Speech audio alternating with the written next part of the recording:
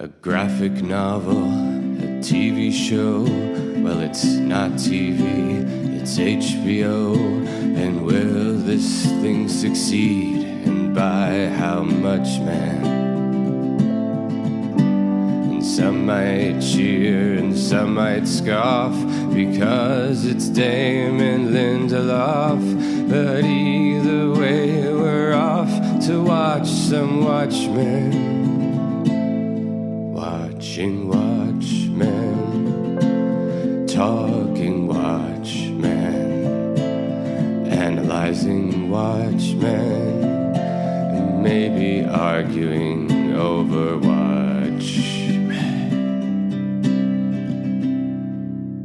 Welcome to Watchmen Watch, a podcast about HBO's Watchmen. Who watches Watchmen Watch? We watch Watchmen Watch as we watch The Watchmen on HBO. I'm Alex. I'm Justin. I'm Pete. That's a lot of watching. That'll dude. be easy for you to say next time. Yeah, no problem. I have it all scripted down and definitely remember all of it. No That's problem true. at all. For those of you listening at home, he doesn't have it scripted. He was just staring at us with crazy bugged out eyes because it was a lot to say at once. Now, we do have an apology to make. Unfortunately, our fourth co-host is not here today. Yeah, Alan Moore is doing this podcast with us. Unfortunately, he couldn't be here today, and today only. He is overseeing, he's officiating a wedding between two hamsters in Northern Ireland. Ooh. So he has to be there for that. Love he is does love. a lot of those animal weddings. Yeah, he got ordained online. Did you know that? Cool. It's really cool. It's a great way to do it. Yes. Are you an online minister? No. I am. Are you? I am. Oh, Really? I can marry anything. great. Wow. Anything? You guys? So this is going to be a podcast about Watchmen, the HBO show, which is showrun by Damon Lindelof. That's going to be debuting some point in October. As of this recording, we don't know the exact date. So here's how we're going to run the show. We are going to recap every episode of Watchmen as it happens on the podcast. But leading up to it, we're going to do a recap. We're going to do a review, both for ourselves and for you guys, of the Watchmen comic book of all 12 issues. It's a crash course in Watchmen for everybody who wants to know what's up with Watchmen before we get into the series, because the series, unlike the movie, the Zack Snyder movie was a very faithful presentation of the comic books. What? So we're going to get into that as well, but the HBO series is sort of a reinterpretation. Right. We don't know a lot about it at this current time. Damon Lindelof and company have been very cagey about it. They've called it, as you said, a reinterpretation. Maybe it's a sequel. Maybe it's a sidequel. Maybe it's only using it as Maybe it takes place in between the panels of right, the exactly. movie. That would be classic Scott McCloud understanding comic style. Yeah, That would be very exciting. So we'll see what happens with that. But it is worth reviewing because clearly, based on the footage that they released of Watchmen, it's going to have a lot of visual touchstones, character names, other things going on there. It's certainly been a while since I read Watchmen, so I'm excited to get back into it. Yeah, me too. I would like to say, though, that the teaser that they released looks really amazing. I'm excited. It does look fantastic. Here's what I think we could do on this first episode here. Let's talk about our experiences with Watchmen, and then also thoughts on Damon Lindelof as a showrunner, because he's definitely the driving force behind it. So let's start off with Watchmen. Pete, what is your experience with Watchmen? Obviously, you love the Zack Snyder movie. You watched that on a loop. It was. I did love the choice for Rorschach in the movie. I thought everything else was kind of slightly garbage. But I, like most people, the first time I read Watchmen, my mind was blown, and I was really impressed by the writing and the art of that, and I thought it was really phenomenal. I remember picking up Watchmen number 7, whatever the one with the perfume bottle on it is, in the comic shop when I was just I pulled it out of a bin. I was like, oh, what's this? And I think I bought it and read it and just didn't know what was going on. And then years later, read the whole series in a trade paperback and being like, oh, wow, it just feels so much. There's so much more going on in this comic than in so many other comics I've read. Yeah, I think I read it pretty late, actually. I definitely remember reading it as a trade collection, not in individual issues or anything like that. I think it was well into my second life as a comic book reader. I read Second life? Well, I read because he died very briefly. I drowned for a couple of days. Yeah, because you're from the islands in Game of Thrones, where you have to what is dead may never die. Iron Islands. You're an Iron Islander, right? Yeah, exactly. What is dead may never die. Yep, that's me. You know me and my salt wives.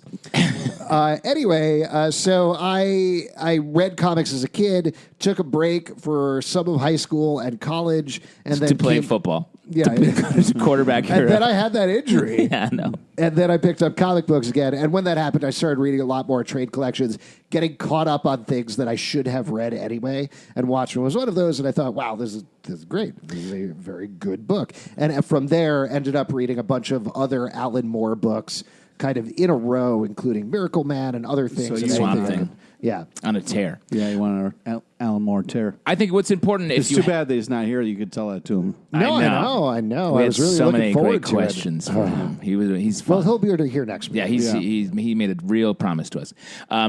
Watchmen, if you haven't read the comic and you're listening to this, read some other comics first. This is one thing that a lot of people talk about with Watchmen. They're like, oh, Watchmen was my first comic book. I don't understand it. And it's like, of course you don't. Watchmen is really a postmodern. It sort of breaks down the comic book sort of mythos or the Justice League or the Avengers type characters and really reframes it and has you look at it in a more realistic context. The Boys that's just come out on Amazon. Great show. Sort of has that as a more modern version of that beyond Watchmen. Watchmen was the first to really sort of take a critical or postmodern look at comics. And that's one of the things that I'm really hoping for from the TV show, that in the same way that Watchmen the comic was looking at comics that came before it and the history of comics and reframing it in such a smart, careful way, I hope they do that with the TV or film medium. You know, I hope they extend that in some way, because that's frankly, and I'm curious to see if we'll have time to get to the Zack Snyder film before we get into the TV show. We will. But one of the big faults for that is it straight adapted the comic book, and that just didn't work for me when I saw it. Yeah, no, it was cool to see the visuals there, and it was shot well visually. But yeah, it didn't have any of this, what I was just talking about, sort of the density of ideas or like the actual take on what we were seeing. It was just sort of like a puppet show of the characters from Watchmen. One thing I'm curious about is what's your guys' favorite part of Watchmen? Because there's so much different stuff. There's stuff in between chapters, different characters, different takes on things. What was your favorite kind of part about it, or of your favorite character? Tough question. I mean, it's such a quilt of these characters. It's hard to pick out, I guess. I mean, I guess I like the Owlman Silk Spectre romance. Night Owl. Yeah, sorry, the Night Owl Silk Spectre romance. That's the thing that feels the most human, probably. I mean, purposefully so. Yeah. I think I like that as well. They're sort of the heroes. Can I make a guess, Pete? Yeah. Was it Rorschach? Yeah. Okay. What about you? That's going to be a problem. I would also say Night Owl. Yeah. Yeah. I think that was the one that I related to the most, certainly because it was like, hey, this is kind of a nerd. Yeah. I also really liked the pirate stuff. That was really cool. All the additional back matter was also the first time in a comic I'd encountered that, where I was like, oh, look at all this text. It's like really deepening the story. Yeah. You read the Black Freighter stuff, Pete? Some of it. Okay. Yeah. Okay, we'll get into that. We'll see what happens. We're going to get into that. That's everyone's favorite part. Let's talk about Damon Lindelof. He has worked on a bunch of shows, most notably Lost and The Leftovers. As you guys know very well, Justin and Pete, Lost is my favorite TV show of all time. Yep. Even the end. Even the end, which Oddly. I love. Yeah. Leftovers is great. Yeah. Did not love the first season of that, but it eventually figured itself out in season 2. See, I even like the first season of Really? Leftovers. Yeah. Do you know what held me back about that is I read the book, and I love the book, and it's so different than the book. It tweaked it in weird ways that I wasn't crazy about, where it felt like... I didn't read the book. Yeah, it felt like it was missing the point that was made in the book. The book is very satirical. It was very funny. The first season of Leftovers was extremely serious to a fault. Yes, it was. And then it figured itself out. It figured out a more humanity, and those last 2 seasons of Leftovers are glorious. What do you guys think about Damon Lindelof's shows? Pete? Super cool guy. Have you seen either of them? No. What? You've never watched seen Lost? Nope. I was obsessed with Lost. I feel like, and this is a good thing, I think. Brian K. Vaughan, right? Also He worked on that, yeah. Yes, he did. I feel like the Lost was sort of like, I think he's a great teller of stories, maker of television. Lost felt like sort of a teenage. It's called a telemaker. Yeah, that's what it is. Telemarketer. Lost felt like a sort of a teenager, the teenage show, where it was like angst. Well, it's like it's a little bit herky jerky. It's those scripts they would write that in the like the action lines, it would be like, and then he pulls out a motherfucking diamond, and it, like the motherfucking hatch finally fucking opened, and like that's not how most people write scripts. That's how I write scripts. I know. You're talking about the actual scripts? The actual real scripts. Okay. Had like all this crazy language in the action lines and Nice. stuff. So it felt like a little bit all over the place, not really knowing what it was the whole time, and that's why I think the landing or the ending Was so perfect. Didn't stick the landing for most people, okay. and got a little wonky. Where it's sort of like, oh, I'm ready, I'm an adult, and it's like, no, you're not. You're a weirdly ended teenager. While Leftovers definitely felt like, oh, this is mature, it's grown up. This feels like maybe it's an even more like experienced, wise understanding of television and how to tell these stories, and with this great material of Watchmen to use as fodder. Interesting. Yeah. That's my theory. Okay. All right. So you're saying, though, that they didn't keep all that cool stuff in the script and put it in the show? No, it was that was literally describing what visually you're seeing when you're reading the script. So I will say, to your point, To your motherfucking point. to your motherfucking point, Damon Lindelof put out this bonkers note on Instagram back when they announced Watchmen, where he was explaining himself, and he was talking about how it was so formative for him as a read. It was something that connected him to his father. Wow. He felt like it never should be adapted. They should never do that. That's not something they should make into a TV show. But then the more he started to think about it, the more he was like, I'm so scared of this. I just got to try it, even if I'm going to completely fuck it up.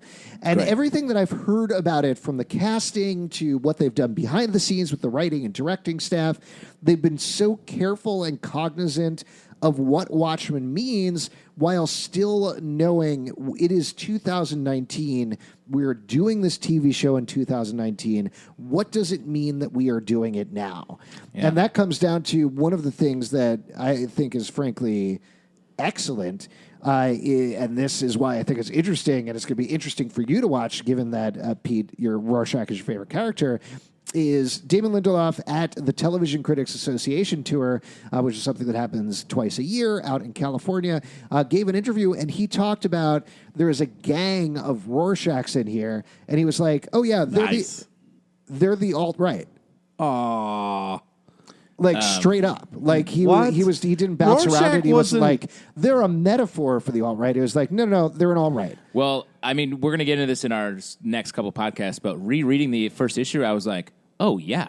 Rorschach's dialogue in his monologuing is alt-right shit. Yeah. What? Well, when I think about it, this is my guess about it, is it's a lot of people taking his writings and using it the wrong way. Right. Oh, yeah, because he's never... We'll talk about that more we'll talk about when we get into the issues and everything. Cool. Any other things that you guys want to say about Watchmen before we wrap up this episode? Now I'm fucking pissed. I don't want to see my favorite character turned into some fucking racist asshole. Turned?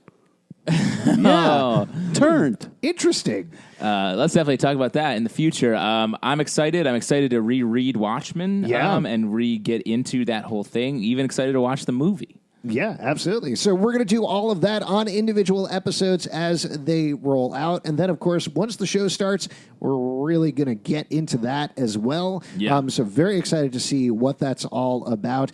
Right now, we are getting all the feeds live for this, but you can subscribe to the RSS at comicbookclublive.com. We'll have the feed right there. You're certainly probably listening to it right now if you're listening to this episode. And it should be live on iTunes, Android, Spotify, Stitcher, etc., very, very soon. A couple of other things before we go. You can check us out, patreon.com/comicbookclub, if you want to support this podcast more. Also, we do a live show every Tuesday night at 8 p.m. at the People's Improv Theater Loft in New York. Come on by and we'll watch you. watch The Watchmen. Pete, what do you want to plug? Friend us on Facebook so you get to know about the amazing guests on our live show. Follow us on Twitter at Comic Book Live. Check us out at comicbookclublive.com for this podcast and more. And remember, we recorded this podcast 35 minutes ago. Alan just texted me. He's definitely going to be here next time.